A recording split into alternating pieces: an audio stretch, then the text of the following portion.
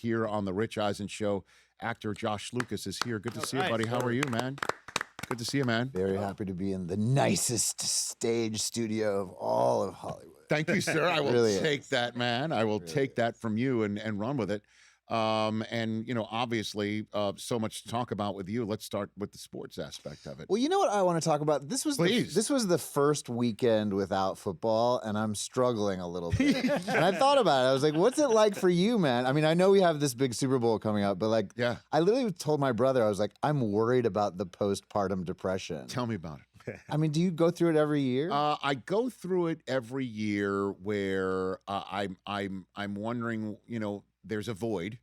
But yesterday was the first Sunday I had not been on television or worked in quite some time. Sure. And I looked up in the sky. I'm like, wow, the sun is shining. Like there's an outdoors, you know. But then at the end of is it a good feeling for you then that you get a break and the rest of us just suffer? Listen, it's the ultimate first class problem.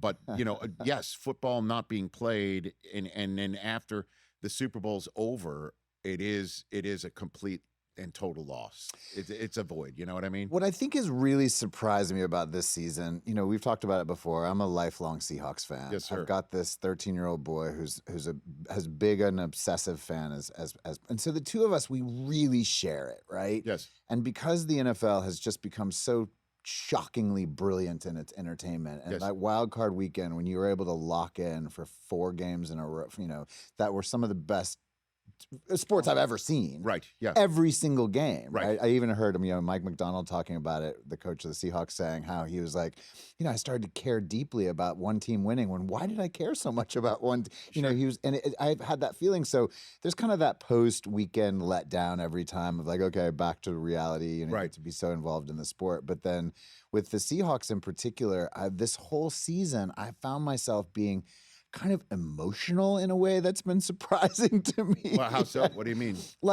So we were lucky. We got to see both games, both Rams games, meaning the one that was here that they lost, you know, the last second with the field goal, and then obviously the extraordinary one at Lumen Field. Which the Thursday night one? The Thursday night one. Oh, my God. Which was... it was game. mind-blowing to be in that stadium. Now, what was it like, though, early fourth quarter when you're down 30-14? The Rams just picked off Sam Darnold inside the 5-yard line, and you thought this thing was what? Well, literally, like this is why I'm saying all this, was because I thought, like, do we go? You know what I mean? Because there was reasons why we had a very early flight. There was a bunch of different reasons. I was like, and my heart was like, I was hurting. Mm-hmm. I was like, my heart was like having this kind of like emotional reaction. And I was like, that's wrong. You can't, I don't even mention that, right? Yes. And so obviously then you know, Shaheed does the return and suddenly we're back in it. But like the emotion, I've never ever understood what it is to be a soccer hooligan, but suddenly I'm like, oh, I get it. Like, I get it. I understand why, you know, Bills fans are suffering the way that they are. Right. And so emotionally, like, that's what's been surprising. And even obviously in this last playoff game with the Rams, I mean, I felt like I was on a roller coaster where my son was like, calm down, Dad. And I'm like, oh my God. So you passed this on to your son, is what you're saying. You know, or vice versa in a way. It might be the fact that he's so invested and that it's something we share so deeply together. We're so, like, we just lock in during, How did the Seahawks become the team, though? I mean, you're born in Arkansas and you bounced around, right? Bounced around, but I went to high school in the Seattle, Gig Harbor, Washington, a small little fishing village not far. And so the first football game NFL game I ever went to was in the Kingdome. You know, the Steve Largent, great Jim Zorn era. Yes. Right. And so the first team that I ever supported for the NFL was, you know, I guess a little late in my life, but I you know, that's the first thing I shared with my dad. First time we ever went to an NFL game, Kingdome, like all of it. And so I became a Seahawks fan at that point. Have always stayed one. But then, you know, I think it does have to do with the fact that my son has just grabbed onto it so hard, so deeply. Right.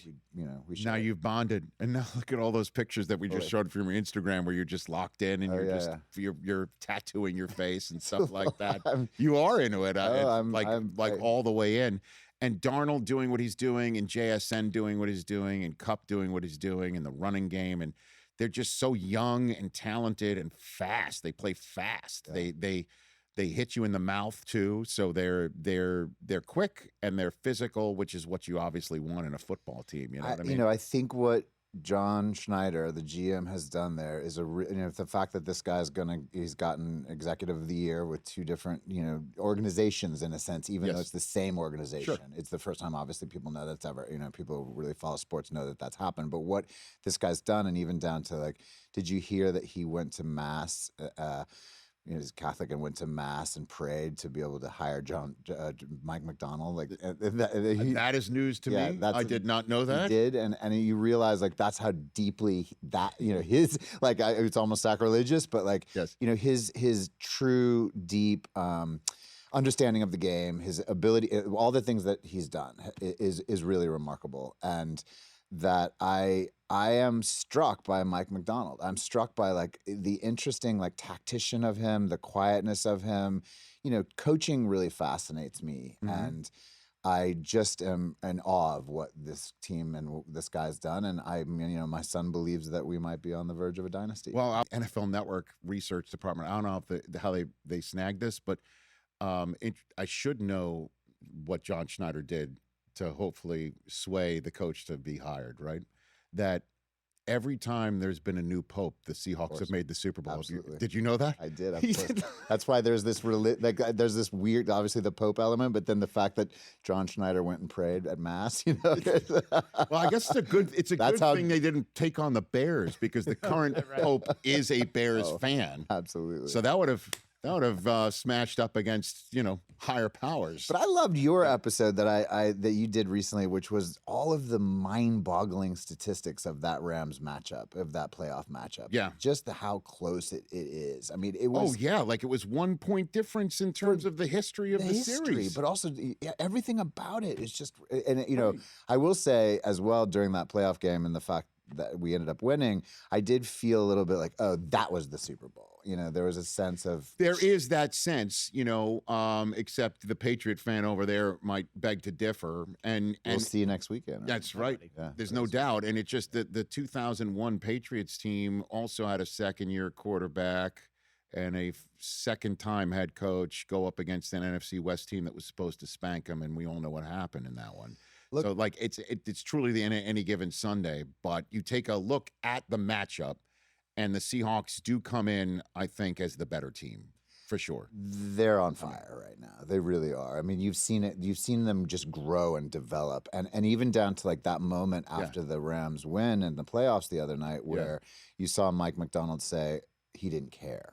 Like, there was something kind of cold in a way that I've not seen from him, which was like, oh, this guy. I've always sensed, and again, to go to the coaching of it all, right?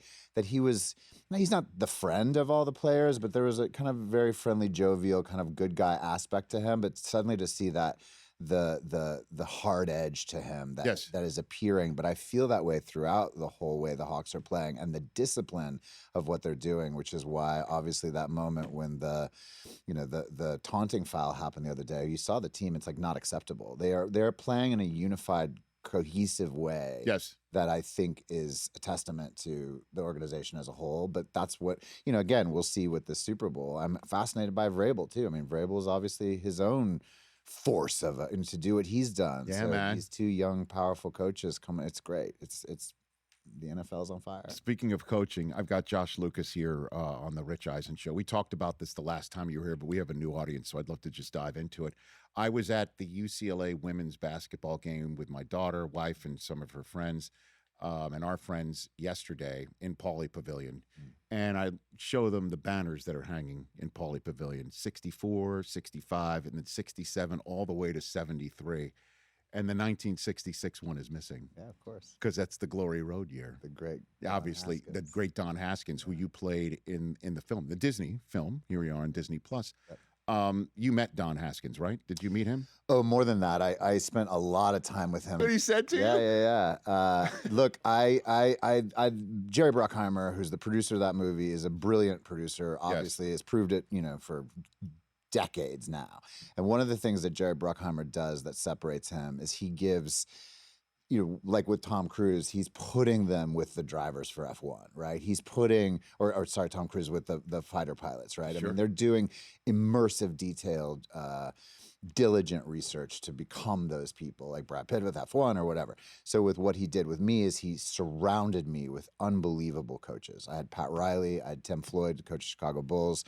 Tim Floyd was interesting because he was Don Haskins' basically adopted son, and truly Haskins raised him to be a certain kind of coach. And so not only did I have Haskins with me, I had these different coaches who were really imparting sort of, coaching wisdom onto me, to the point that at times I would get really frustrated and be like, I'm an actor, I'm not a coach, because I had to almost push back and be like, I'm trying to do a performance. I get that you guys want to see that, particularly because what Bruckheimer was doing, and the director of that movie, is that we were not so much improvising, but some of the stuff that was happening on the sidelines or during the games was very much, they wanted to see the essence of what made Don Haskins the coach he was in those little huddles that were before, during the games, right? And so they would be saying to me, you should be saying this, and you should be saying this, and you should be saying this, both Haskins, both Floyd, and Pat Riley in particular.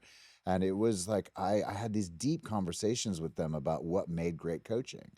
And Haskins was very unusual. I think in some ways, Haskins out Bobby Knight in his intensity, which is saying, it's kind of the ultimate level, right? But what struck me about Don Haskins is how much his players loved him. Even decades later, they talked about him as the most important person in their whole life, almost to a man, every player I met. And that's what it goes back to, like what I'm seeing with Mike Macdonald or even Vrabel. You're seeing the thing that always interests me as I watch these guys on the sideline is Sean Payton, right?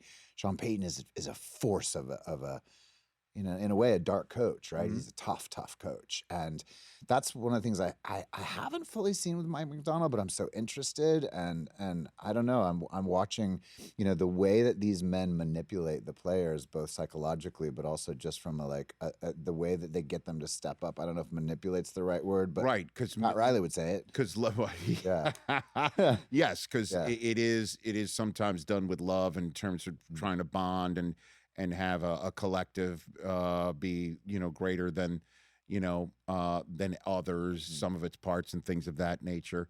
I mean, Pat Riley, you mentioned him. He was on the Kentucky team that lost. Absolutely. And so what did he bring to the equation for you? Well, he told me it was a seminal point in his life, because he said from the moment the game started, that final, the Final Four championship, that 1966 when the Glory Road movies based on that, and he said that he knew, you looked over at Haskins, and Haskins said, in the movie, they do a kind of like a heightened movie version of the speech that happens before the game, which again is how he manipulated the players to be not just angry, to be just the intensity of what they came out for. And Pat Riley said he knew it from the very first moment. And it's a true story in the movie where Don Haskins said, you go out there, and to David Lattin, who's a big, tall, incredible basketball player, and he said to him, you slam it down their throats, meaning you dunk. And dunking at that point was almost like, frowned upon, right? And he said, and you see, and Riley said that he knew the game was over with. Like from the very first moment, which was what Haskins had attempted to, he wanted the Kentucky team to be intimidated from the very beginning. And there was something again about the psychology I was talking about the other day, about how much people have been really rough on Sam Darnold, I think in kind of unfair ways. And particularly if you look at him statistically. And I was saying, if I was Mike Macdonald, how I might be kind of, I don't want to say getting in his head about that, but to make, and somehow you've seen Darnold is, there's no longer, those questions have sort of started to disappear. Well, we had Jordan Palmer, the quarterback guru, on the show a couple of weeks ago, and he says that Sam Darnold is internally motivated. He's not externally motivated. He's not motivated by what others are saying about him, and that Mike Macdonald knows that, and he might be, he might not say, hey, you hear what they're saying about you, which is a way to manipulate a player or coach a player, you know what I mean? But I think, just to go back to Macdonald here, Josh Lucas here on the Rich Eisen Show, is that you're wondering if that, if you will, dark side is there. Oh, it's there. Because you heard about the totem pole in their meeting room, where they have a totem pole, or did Brock Hewitt referred to it as a spear or something like that? That's in the meeting room where Pete Carroll used to have a basketball net. and he removed the basketball and he he put the spear, and they're taking a helmet of every team that they've beaten. Wow. And putting it on like a head on. Speaking of, Game of Thrones, like on the spike. They're putting those helmets on a spike. Yeah. Which is, you don't hear that. And what do you think often. that John Schneider saw in Mike Macdonald that was so strong that he was able, he prayed for it? Like, what? I don't know. That's a good question. And obviously, if your team wins it all, that'll be a question that hopefully I do get to ask him. Either way, if not, but what I think he saw was a level-headed but intense head coach who's on the defensive side of the ball. And if you're in a division against Kyle Shanahan and Sean McVay, you better take care of that side. Like if you're going to be going against the Rams twice and the Niners twice, or in this case this year, 3 times, you better have that side buttoned up. Yeah. And I think that was a choice, a clear choice. Like, okay, they're zigging, and boy, are they zigging. Yeah. We're zagging, and we'll get our offensive side of the ball right in a complimentary way with Mike Macdonald as a play caller defensively and a culture changer CEO overall. And I think that was a choice, and looks like it's working out. Amazing choices that have worked out as well as like moving on from DK Metcalf. That's like those things that you think like, whoa. And Gino. Yeah, oh, absolutely. You're swapping out your quarterback and your number one. Totally. But you're like, okay, JSN, we've seen what you can do. Yeah. Let's do that. And then, Rams, you're going to get rid of Cup and a cap casualty. We'll take him too. Yeah. And then, I'm a Michigan guy, which is how I know Mike Macdonald. I mean, A.J. Barner nobody talks about him at tight end. Fully. And he's outstanding. Bobo's interesting. I mean, there's like, he's got a touchdown. Depth. Exactly. Like, what the heck? Yeah, no. And it's all working for you. Yeah. Time, all that business. And we talked about the Ford v Ferrari with him. And the scenes that you're in with him are just phenomenal. One of my favorite things about making Ford versus Ferrari was I found out that we both had separate vans that would pick us up every day. And I was like, well, it's kind of along the way. If you guys pick up me first, can we pick up Tracy? And I would just basically like get him to tell stories every day. And he was fine with it as long as he got out first and okay. And I manipulated the situation like a coach, because if I get to spend time with Tracy Letts, I'm going to do it. Dude, it's a pleasure having you back here. You come anytime you want, Josh Lucas. Thanks. Our home is yours, and good luck to your Seahawks. Send our best to Noah. Hopefully he will be, how old is he now? He's 13? Yeah. Okay. Look, again, to what I love about Mike Macdonald is that's a guy who worked his way up through the system, in such an interesting way without ever having played, right? Obviously. I'm kind of wondering if my boy's got I don't know if he's going to coach, but he wants to be the GM. He's after John Schneider's job. Okay. Have your head in a swivel, John. I'm sure John would say, let him finish with his job first before your son takes.